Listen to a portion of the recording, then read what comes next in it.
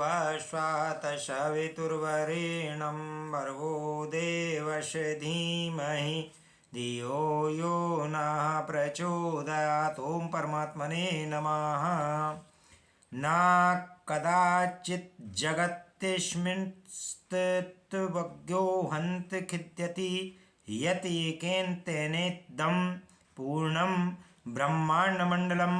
न नहीं कदाचित कभी जगति जगत में अस्मिन इस तत्वज्ञः तत्व को जानने वाला अंत यह बात ठीक है खिद्यति दुखी यतः क्योंकि एकेन तेन एक उससे इदम यह पूर्णम पूर्ण है ब्रह्मांड मंडलम परम तत्व का ज्ञाता इस संसार के विषयों में विचरण करता हुआ किसी भी प्रकार से क्षोभ को नहीं प्राप्त करता,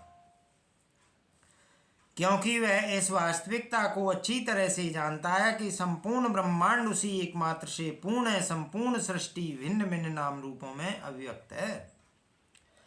जगत में व्यवहार करता हुआ भी तत्वज्ञानी अलग नहीं होता है। ऐसा इसलिए कहा गया है क्योंकि भिन्नता दूसरे से होती है। दुख तब होता है जब मन को अच्छे लगने वाला काम न किया जा रहा हो। जबरदस्ती अगर किसी कार्य को करना पड़े तो अभी दुखी ही पैदा होता है। एक जैसे काम को भी लगातार करते रहना मन को अच्छा नहीं लगता है। इन सभी में अनुकूल और प्रतिकूल स्थितियां होती हैं। अनुकूलता प्रसन्नता देती है जबकि प्रतिकूलता दुख देती है।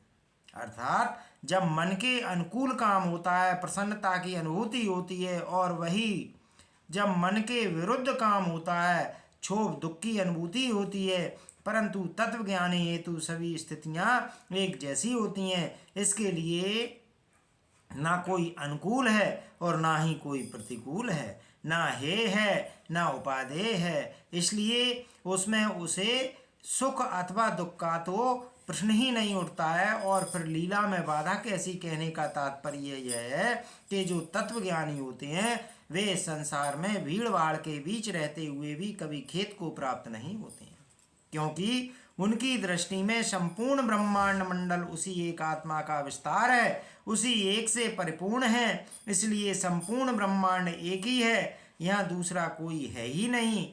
फिर दुख किससे होगा? कोई भी अपने को दुख नहीं देता है। अतएव आत्मज्ञानी के इस एक तत्व की भावना का अनुभव हो जाने से वह हमेशा चिंता से मुक्त रहता है।